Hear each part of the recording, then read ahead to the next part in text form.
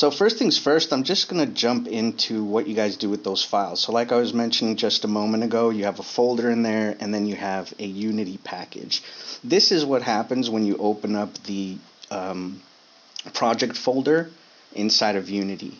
You may or may not see anything in there. If you don't, what you want to do is you want to go to Mona and load space scenes. So that's going to load up all the default stuff as well as the environment with our modules in there. And then you're going to want to go to this untitled scene in the hierarchy, click right click, and then remove that scene. And that's what you should get. Now, just to show you the other path to doing that is, let's say if I hide these, I can go to Assets. Let's say this is just another project that I've opened up. I can go to Assets, Import Package, Custom Package. I select the Locks and Puzzles kit, the Unity package. Just go ahead and click on Import in the window that pops up.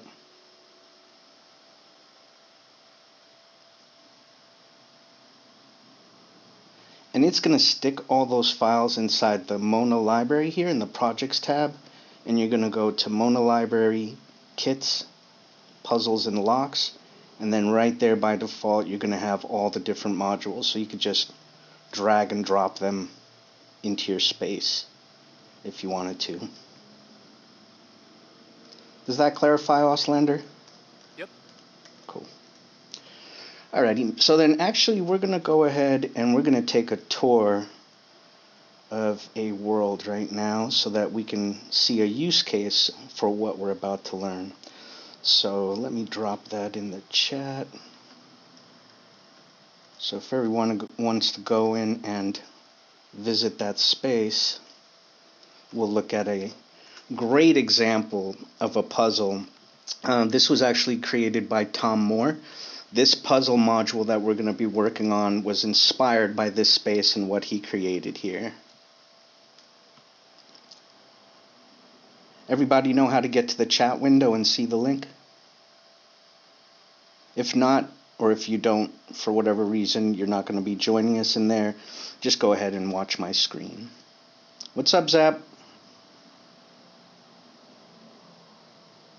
Hey, Pixel. Hey, how's it going? Chilling. So yeah, feel free to join me.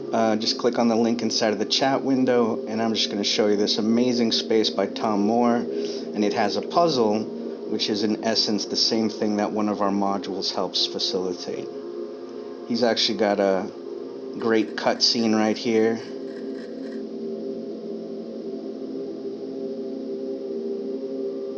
If I can remember where it's at.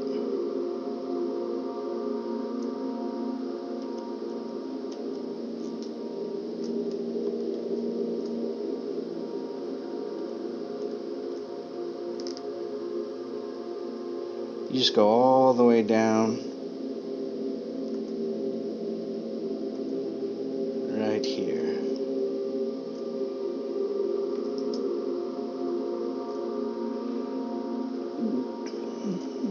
So you see these pillars with these symbols? Basically, you have to figure out the correct sequence of the pillars. And the way he constructed it is that if you walk up to the object, it changes it, it turns.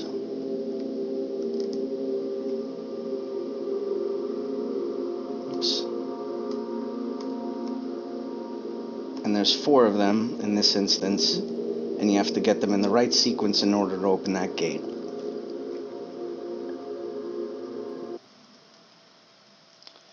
And that is in essence what we're able to do with this module right here. And actually, we'll go ahead and jump into a demo world where you guys can actually play with that. Now, I'm going to drop this link in there, but since these are global events, meaning like if I open the door, then you guys aren't going to open the door, you'll see at the end of the link, it says invite equals, and there's a code. Just change that code. Just put something else in there, and what that's going to do is make it so that you'll be within your own space so that you can actually play with the modules without someone else opening the doors, and then you won't be able to do so. Or you can, of course, just watch my screen. So like I mentioned, basically you just want to go in the URL here and just put whatever you want. Just put in some random text so that you'll be in your own version of the space. So similar to the Olympus puzzle, the code for all these is 1, 2, 3. You can basically look at the object and then you press E to interact with it.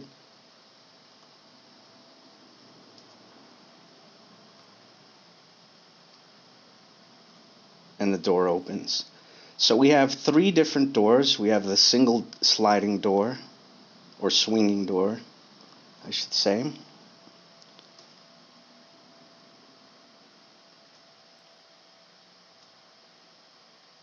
We've got the double swinging door.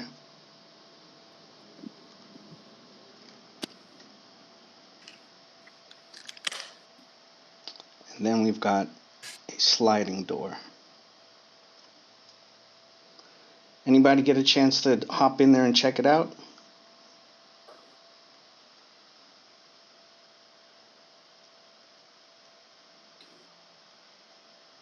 Anyone having any trouble? You guys all right? I'm opening the file, so Okay. yeah. So that's in essence our one of the use cases. And we're going to see how, first and foremost, how to modify the objects themselves so you guys can put your own stuff in there, right? So the way it's constructed is so that it's really easy for you to just go in here and, for example, let's say that instead of these boxes, you wanted a stone of some sort, or whatever the case may be. So I actually have a stone object in here. I'm just going to drag and drop it. You can see I have the swinging door module. We've got the swinging doors and the sliding doors. So right now I'm focused on the swinging door module. And let me see, where is... So there's our puzzle cube. I'm going to drag and drop this ancient stone inside the puzzle cube object. Or no, actually I think I'm good right here. I just got to place it in its place.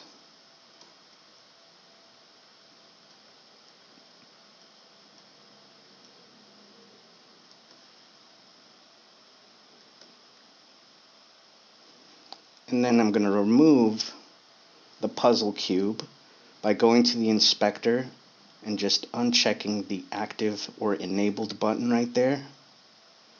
And keep in mind, we could have an object that already has whatever symbols you want on it. In this instance, I actually have separate symbols all around, so you can change those individually if you wanted to, or you can just have the numbers or whatever symbols you want as a part of that object. Right now, they're text objects, so you can actually go in there, and if you wanted to change this, you can say right in here in the inspector window, you go to your text input. You can change that to a letter, a number, whatever it is you want. So now I've got my object in there, and if I click on the puzzle piece object within code 1, so we have code 1, code 2, code 3 for the different boxes, and in code 1, if I go to the puzzle piece, I can actually go to the animation window. If that's not open yet, you can go to Window, Animation, Animation, and I can just hit play to test that. So that's how you would basically modify the object itself so that you could customize it to look however it is you wish. Does that make sense? Anybody have any questions? All right. So moving right along. Now the door is essentially the same principle. So, and it's constructed so that you can move it around wherever you need to without it messing anything up. And let me see. So if I go to my door, inside the puzzle lock module, whichever one you're in, towards the bottom, you'll see the actual door object. So as you can see, I have a swinging door, I have a door, and then the child, the door object below that. So I'm going to go into my project files, and I've got some medieval doors, and we'll just use this as an example. So I'm going to grab one of these doors, and I'm going to drag and drop that object into the bottommost child. So we've got the swinging door parent, a child of a door, and that's where we're going to stick our door as a sub child. What was that? Did someone say something? All right, so you can see if I click on the swinging door, or I'm sorry, the door child within swinging door, you can see the pivot point right here, because that's obviously where we're turning from. If you don't see it, you might need to come in here and change center to pivot. So that's letting us know where the hinge is. So I want to move my door to be where that hinge is at.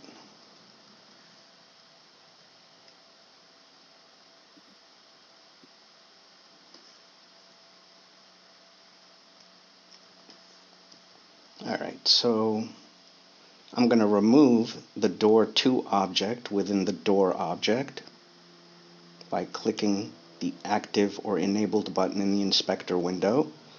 And then I'm going to click on the door object. I'm just going to test the animation to make sure that it's working right in the animation window. And that's pretty much it. Now obviously this was for a single door, so this barn door doesn't necessarily work perfect with it, but you guys get the idea. And then it's in essence the same thing with everything else. So with the double doors, our pivot is obviously on this other side for this particular door object. And then on the other side, of course, the pivot's on the other side. So we could technically go ahead and drag and drop those two different doors and test our animation to make sure it works. But that's in essence how you customize the aesthetics of this puzzle. Everyone clear on that? Any questions? All right, cool. So now, in order to change the code, what we're going to do is I'm going to click on the swinging door object in this instance, or whatever door that it is you're using. Click on the parent for that door object, so in this case swinging door, and I'm going to go to the animator. And if you watch the previous workshop video, you'll understand this a little bit better. If not, I highly recommend you do so. But basically we're using some of the same principles, utilizing the parameters within the animator. If you don't see the animator, click on window. Is anyone else getting an echo, or is that just me? Is anyone? No, there was someone. Yeah, there's an echo. Hello? I think Okay, it's it's gone. gone now. Yeah, thank you. Pixel, is this being recorded? It is. Okay, great. So if you don't see the animator window, go ahead to Window, Animation, Animator. And in the animator, we have these parameters. Code 1, code 2, code 3. Can we mute someone has their microphone listening to... Oh, okay, it's gone. So we've got code 1, code 2, code 3 parameters within the animator. If you don't see the parameters, you may need to just click on the tab right there. And basically all we want to do is go to our transition. So if you recall from our previous workshop, we talked about the transitions in these animations. And the transitions is basically saying this is our default state. And then we have our swinging door open animation. The transition prevents the swinging door open animation from happening before those codes are set. So if we click on that arrow for the transition, we go to the inspector, and we can see these conditions. That's the conditions that will permit the door to open. So basically we've got code 1 equals 1, code 2 equals 2, code 3 equals 3. So you can just change this to whatever you want, 2, 1, 4, whatever it is you want. And basically we'd have to come in here, we'd have to keep playing with this one till it's 2, leave that as 1, and keep clicking on this one until we get the 4, and then our door will open. And that's it. That's pretty much the bottom line of how you update the aesthetics of this particular module and then customize the code itself so that you can have your own code that people will have to use to open the door. Does that make sense? Is everyone clear on that? Anyone have any questions? I have a question. Yep. It definitely makes sense and it's really clear. But I was wondering, instead of numbers, can we have like symbols as the code? Yeah, so like I was mentioning, if you go to, so we've got within the swinging door module, for example, we've got code 1, code 2, code 3, which is just our boxes right there. If you go into the hierarchy, you'll see the individual, so symbol 1, symbol 2, symbol 3, symbol 4. Right now, those are the actual numbers. And that's a text object. So you can, if you want to, come in here into the inspector window, into the text input, and you can make that whatever you want that to be. Or you can actually just replace that altogether. This is completely sort of irrelevant. The cube turns, right? So if I click on the puzzle piece, the cube turns.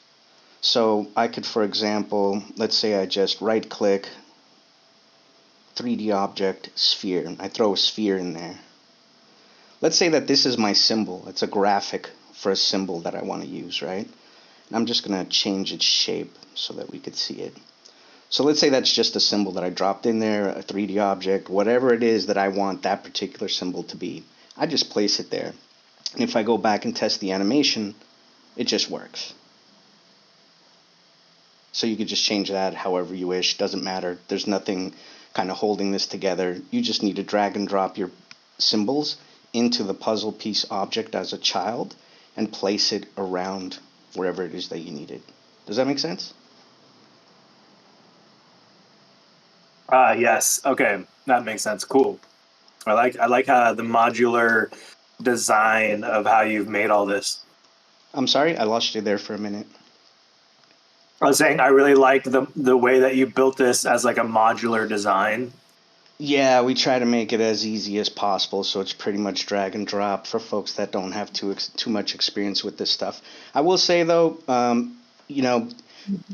you could have, for those who know or for those who don't know, you could have just come in here and you can just add some textures, right? So you can change the colors of the text within the text mesh component in the inspector. You can change the, whether it's a number, a symbol, or a character or whatever. You can come in here and you could just use the boxes. You can drag and drop some textures on there if you want to. But if anybody wants to get a little bit deeper into it, some more insight on textures, on modeling and things like that, I'm going to drag and drop, I'm going to paste a link to the Mona YouTube channel, and that's the playlists with a bunch of other tutorials. And there's a plethora of stuff that Matt the Empire has created that is absolutely fantastic, that will really help you be able to understand a little bit better how you can play with textures and modeling and things like that to create some custom stuff for your puzzles. Now, one thing I wanted to mention, this is all using the reactor, which is Mona's tool for being able to basically create interactions with animations. And I want to show you something real quick. So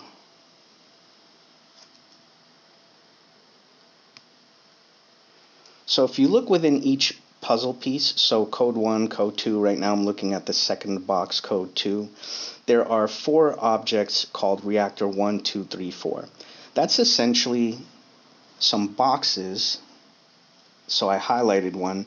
That's just basically the collider that when people look at it and press E, that's how your interaction is being facilitated, utilizing the reactor component within the inspector on that object. Now, if you look in the reactor, in the on-player interact, which is what we're utilizing for this interaction, we have 2 events. One basically tells the object to animate and switch to the next one, and the other one actually passes a code to the door. Now, we don't have to worry about it, all that. Don't get too confused. That's irrelevant at this point. All I want to show you is, right now, the way it's set up by default is that, I had you guys modify the code for that link to visit this space and test it, because right now it's set up as a global event, meaning that if we were all to go in that space and I opened the door, it would be opened for all of us. So you wouldn't be able to open the door because I already did it. But if we click this checkbox here where it says local on both of these events, it's going to make it so that it only happens for you. So if you want a world and you want some puzzle, but you don't want everyone to be able to enter the space if someone else opens the door and unlocks it, you can check these boxes. You'll have to do them for all the different boxes and all the different options or the symbols, the numbers 1, 2, 3, 4. So you'd go in here, you'd click local, you'd go to the next one, click local, and that's going to make it so that only the person who actually solves the puzzle is going to see the door open and be able to walk into it. Everyone else won't see the door open and won't be able to walk into it. Does that make sense? Anybody have any other questions about that? Alrighty. So welcome to all the people who came in a little bit late. Don't fret, we're recording it, so whatever it is you missed, you'll be able to catch up on it. Now, I want to go and we're going to visit another space to look at the other lock, keypad lock that we have going on here.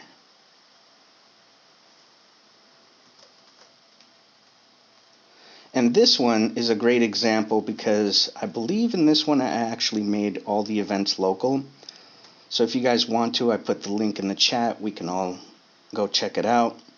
I made this one local. So basically, I should be able to go press 1, 2, 3, and it's going to open for me, but not anybody else.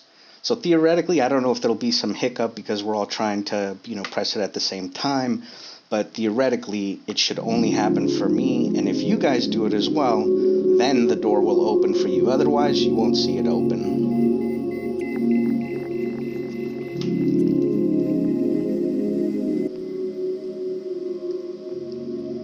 Espera, bajo el volumen. Yeah. I should turn that volume down. Yeah, it's very beautiful, the music, and so.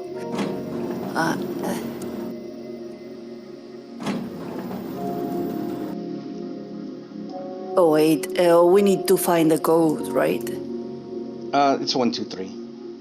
Oh, okay. I changed it all to 1 to 3, so it's easy for everybody. But yeah, links in the chat if anyone wants to come in. Otherwise, so I look at 1, I press E. Oops. I look at 2. And I look at 3 and press E. And this one actually was a little fake out. There's no door that opens. It just triggers an elevator to go down.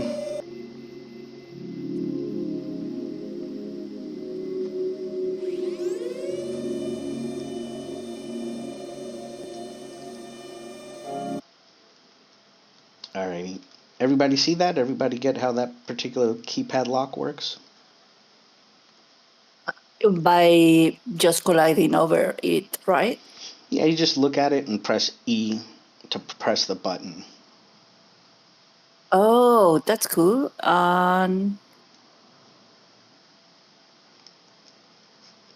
Anyone have any questions about that?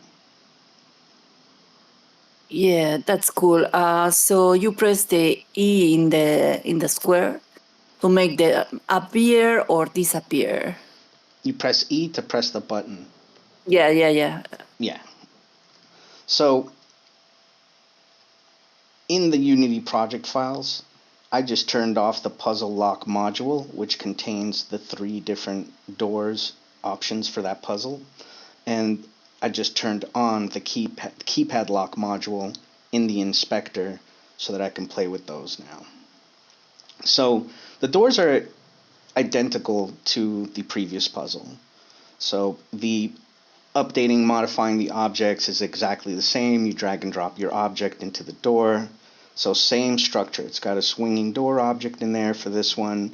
It's got the door child and then the door object. And that's where I'd want to put whatever door or gate or whatever it is that you want to throw in there.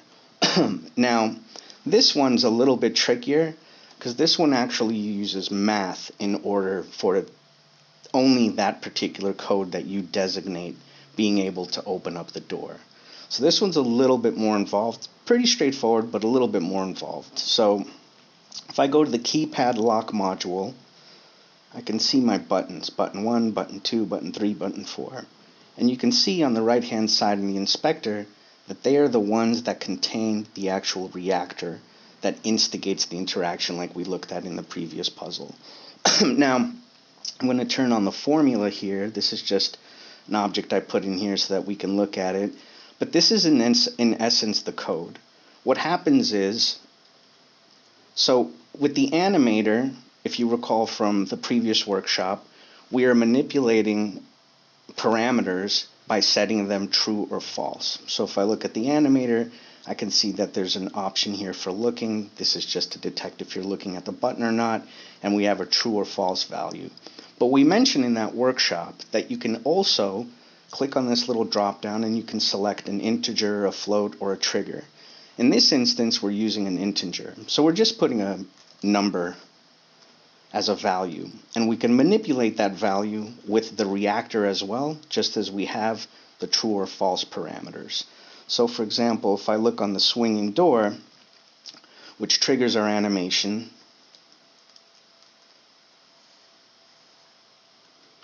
I can see in the animator we have a parameter for code.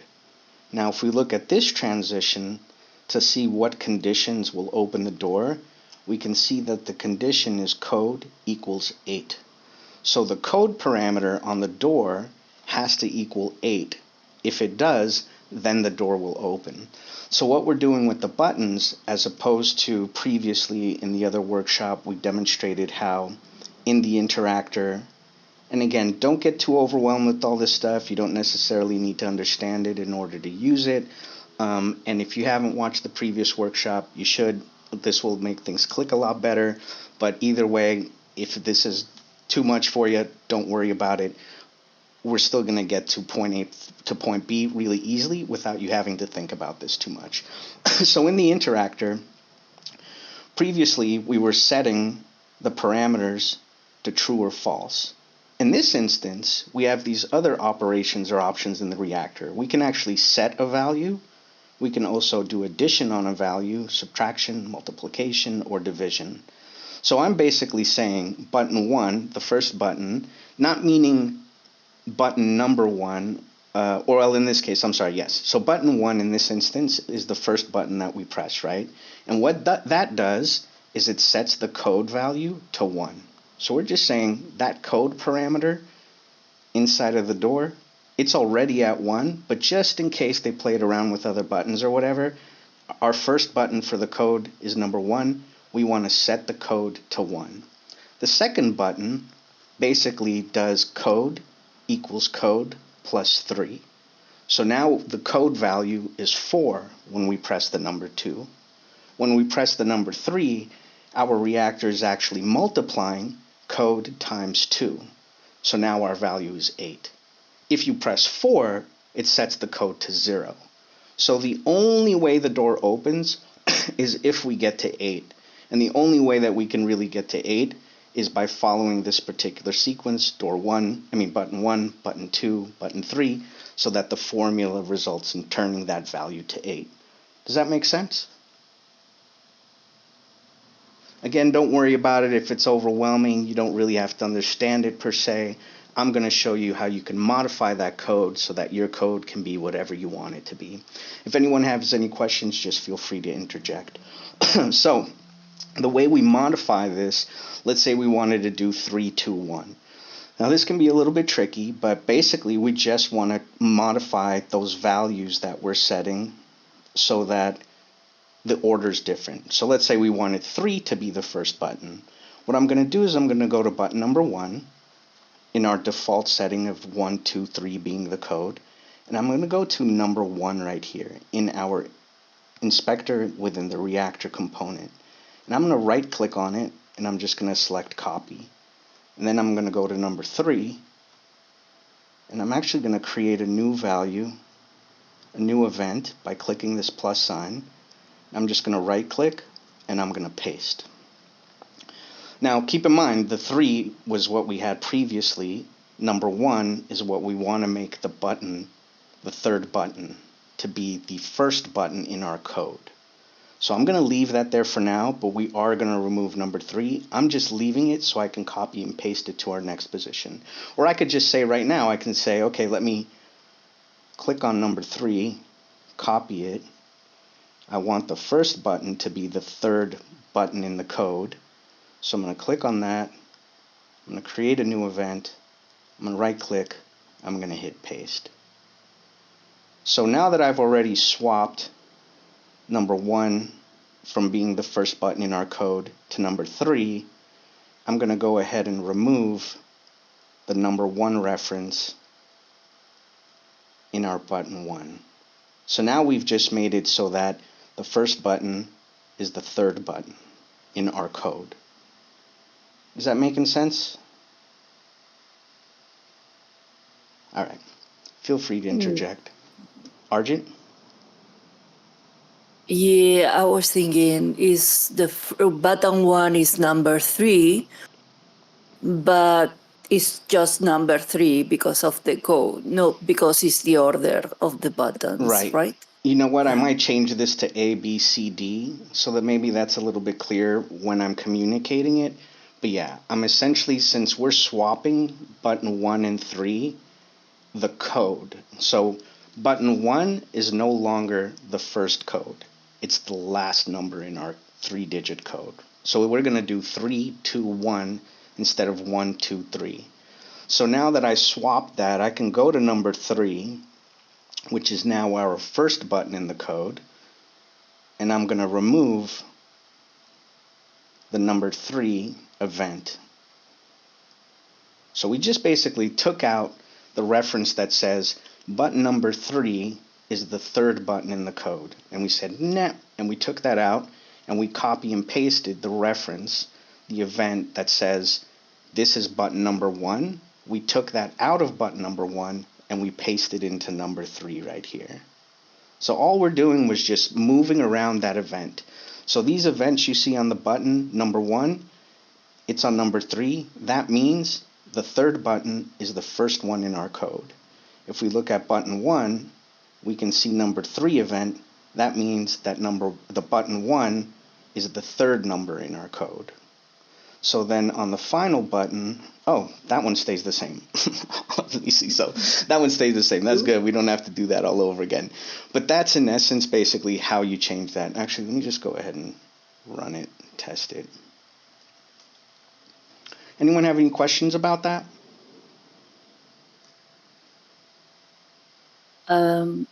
Just one. For to see exactly what you're seeing in your screen, button 1 set code 1 equals 1. Yeah. I don't see that in our file. It's not, but I will Okay. I will update it and I will include that in there just in case Okay, anybody cool. wants that. But I'll also take a screenshot and I'll put that in the chat later. Okay, cool. Thank you. But please don't be shy. If you guys have some questions, if that's not clear, I really want you guys to get it and be able to do this in your own space.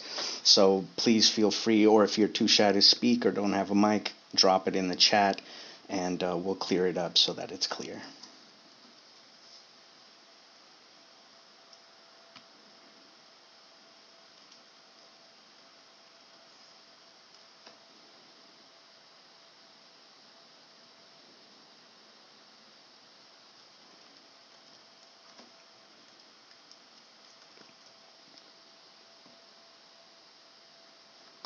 Well, it's not a question, but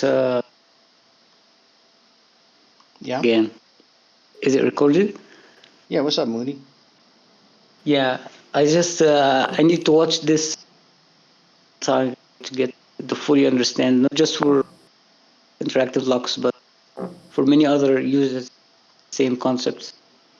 So is it recorded on YouTube?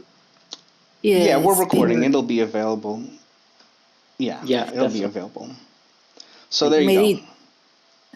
Maybe Dai can read what the other people is putting in the voice chat Let me check. with her incredible voice.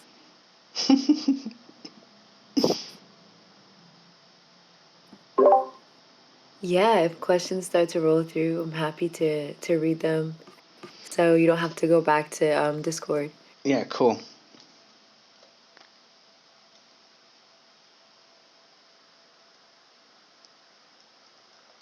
Do you know of anyone that might have examples if this was taken to a further level where you have, many puzzles all stacked on top of each other, different locks, some of them maybe even interacting, where you have to solve 2 locks before a third will become available or even openable? Yeah, that's all possible. The between the previous workshop and this workshop, it should give you a little bit more clarity, but let me give you a little bit hint on how that works, and we'll have further workshops that will further give you some more clarification on how to customize things even more. So right now, if I go to, let's say, this door right here on this first one, swinging door on that first module, we have that parameter for the code. Let's say that you wanted these 2 different keypads. Let's say they were in 2 completely different places in your world. One of them was like far away, you had to trek to get to it, whatever. This one's down here. But let's say this is the only one with the door. So I'm gonna just hide this door, for example. So we're pretending that we have 2 different keypads, they have 2 different numbers, but they all open the one door. So what I would do is something like, here I am on the door object, we've got our parameter in the animator that says, hey, in the transition, the only way this door opens is if the code equals 8. So I could come in here and I can say, let's add another integer, we'll call this one code 2, and I'm going to make all the buttons here, instead of manipulating the code on the swinging doors. So this event, and again, the previous workshop might help clear some of this up, but let's say, so what it's basically saying is that when you interact with that first button and you press E when you're looking at it, we're going to set the value code, which is on the swinging doors object. We're going to change that value to 1. So I would actually go, let me see, I would just basically change this to code 2. So now this button is manipulating code 2 on the swinging door. Does that make sense? So once that's done, what I want to do is, so let's say I did that for all the buttons. So now we're manipulating 2 codes on one door. I go to the transition and I say, I add another condition and I say code 2 equals whatever it is we want that to be. Let's say it's 8 as well. You have to basically do both doors. That's it. We pretty much just added that functionality. If I was to repeat that with the 3 other buttons, that's pretty much done. If you were to come to this door and you were to do the 3, 2, 1, it would not, it would not open unless you went to these buttons and also set the code as well. Does that help clarify? Right. Yeah, cool. Yeah, Thanks. so I'll that's definitely how be checking out that first one. Yeah, so that's how you really can start hopping around. It really just boils down to those parameters and setting those parameters. So if you wanted to add a third situation, and actually, so as far as use cases go, for example, there's also the possibility, as opposed to just, actually, let's jump into another space, because this is another sort of use case of how you can kind of take it a step further, and it's not so much about, like, instead of keypads, there's no reason why it couldn't be when the person rolls the boulder into a specific section, that's the first step. We can say that that's button 1. When the person moves the log and throws it over the ledge so that it lands on the thing, that's button 2. When the person finally stands on the special area once all these things are done, then we trigger button 3, and then the door opens. You follow me? So it doesn't have to be a code, it doesn't have to be a spinning box with numbers on it. It can be things that you do, and when those things are done, it triggers adding that value to the code. So all those different events in that use case could be pressing 1, pressing 2, pressing 3. Does that make sense? My point Well, yeah, exactly. definitely. I'm sorry? Because, sorry, I was saying I 100% the other use cases is that we can make quests and like scavenger hunt, and people Yeah. go around the place to find different elements and clues. And so when they don't have to be pads, they can be in separate spaces around the space. And once you complete all of them, you unlock access to another space. So that's the other use cases. It's not just about locking. Yeah, absolutely. And that's really important to understand that all we're doing is we're creating this code, but how you instigate that code, it could be that you have these numbers 1, 2, 3, 4. It could be that you have these rotating objects that have symbols on them. Or it could be that you have to do X, then you have to do Y, then you have to do Z. So just like with the first workshop, these very basic interactions are what can facilitate just a whole host of all kinds of creative interactions. And you would never know that at its basis, at its core, it's exactly the same thing. Now, in this space, let me actually try to do this if I recall correctly what the code was here. So I actually turned off my volume, but if you're watching my screen or if you're playing around, basically the code in this instance is an example of just that. In this one, you basically have to look. Oh, someone triggered the. Wait, Elevator. wait, who opened the gate already? How? Me. You figured it out already? I actually Well, I changed the. Oh, did you? I think you did. Did you do the secret? I mean, did you Anyway, change? Yeah. I changed Did- the code. Of Oh, course. I was showing all the people in my screen how to open the access to the elevator. Wait, did you do it So. the right way, or did you just sneak in there? I don't remember if I fixed the collider challenge that I had going on. Oh, no. It was open. It was opening the doors. Yes. Wait, so you clicked on the lanterns? Yes.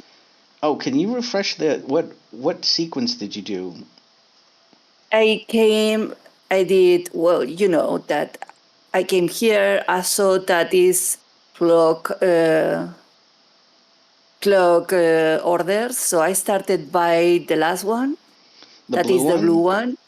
And then this one, and then this one, and then it Oh, opens. okay. I thought I changed it. I guess I did not. Yeah, so for everybody else, so that you can actually experience it, basically, you want to start at the blue lantern in the back of the hut.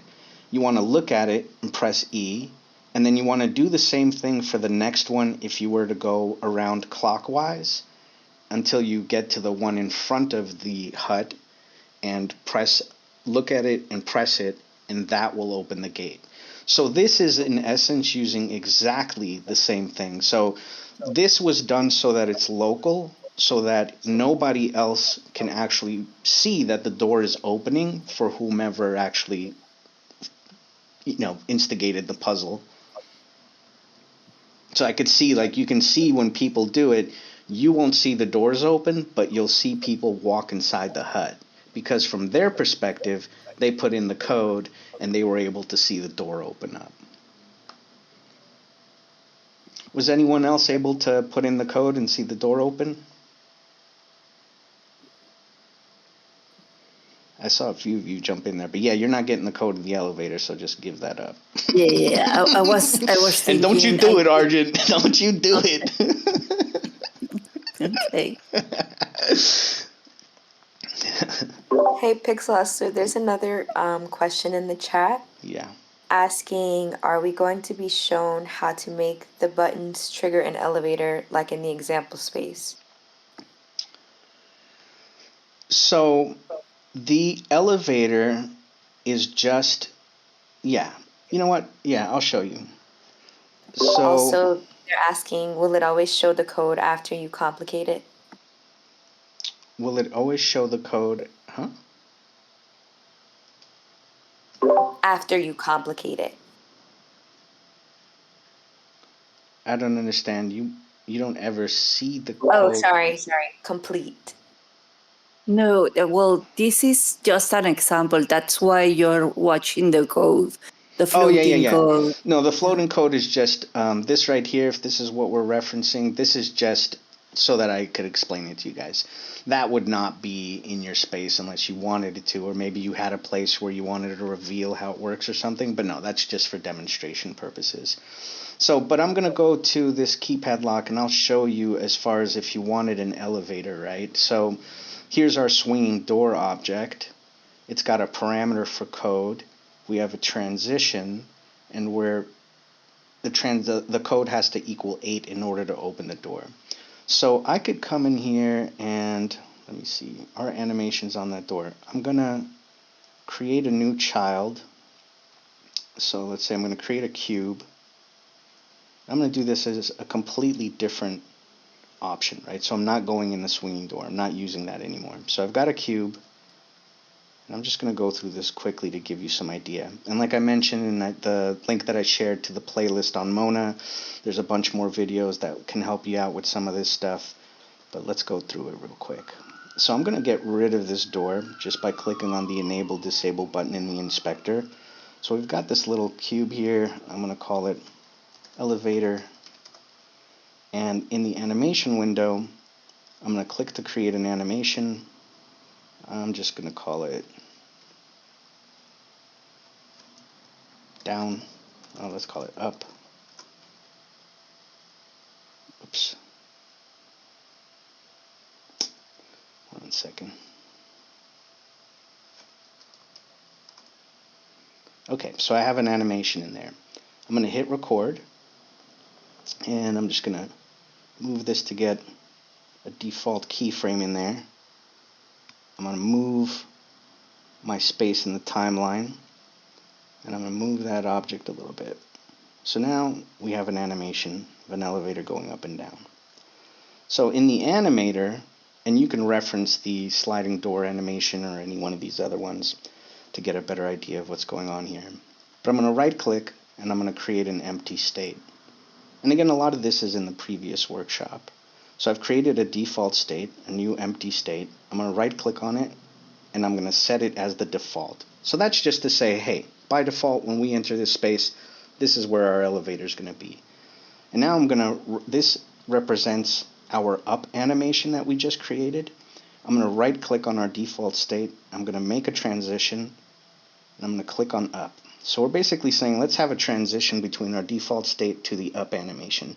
Right now, if you were to play this, it would just play by default because we have no conditions on there. So I'm going to go to the animator and I'm going to create a code integer parameter, just like our swinging door. I'm going to click on the transition and I'm going to say, I'm going to hit the plus sign to create a condition. And again, our code, we want that to equal 8. Now that was pretty quick. I'm not so confident that that's actually going to work, but theoretically that should be it. So I'm going to play it. Hopefully it works. But generally speaking, that's it. We're just creating an entirely new animation. It can be whatever you want. It could be an elevator, a door, a gate, a spaceship that takes off, whatever it is you want. We're just going to attach the code to the animator, and we're going to create a default transition or a default state, and then a transition to what we want to happen, the animation we want to play, and we're going to add a condition, the same condition, so you can actually come back here to the swinging door, and you can reference it. Same exact thing, just a different animation. Actually, that's not going to work because I would have to then change my keypad. So for example, we are telling the swinging door object to modify the code via our reactor. So the next step would be to come in here into the keypad module, click on our buttons, and we can see in the reactor for, let's say, for example, our number 3, to modify the code, it's modifying the code of the swinging door. So I want to come in here now and I want to say, hey, I want you to modify that value, but I want you to do it on the elevator instead now. So this is a little bit quick and sloppy, so I'm not sure this will work, but all I'm doing right now is, oops, I'm going to each of the objects, and I'm modifying that so that instead of it changing the code on the swinging door, it's changing the code on the elevator. That's all I'm doing. And let me try that out.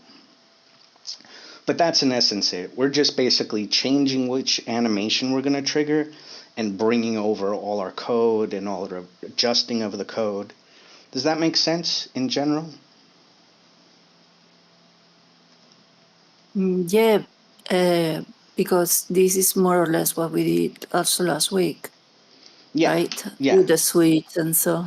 Yeah, it's all, it really boils down to some very basic on and off. In this instance, obviously, it's not true false. We're modifying some numbers, but the principles are exactly the same. So theoretically, if I come in here, So instead of Boolean, we have integer. yeah. Okay. And this is how you did the elevator Yeah, it worked. yeah. I mean, how fast was that? So I understand it might take you guys, watching the video a little bit more. I'm assuming you guys get the general idea of what's happening there. But between the previous workshop video and this one, you should get a pretty solid understanding of interaction in general. And that pretty much equips you to be able to, use your imagination for different use cases. It doesn't have to be buttons. It doesn't have to be rotating symbols and whatever. It can be things that you do in the space or whatever your imagination can conjure up.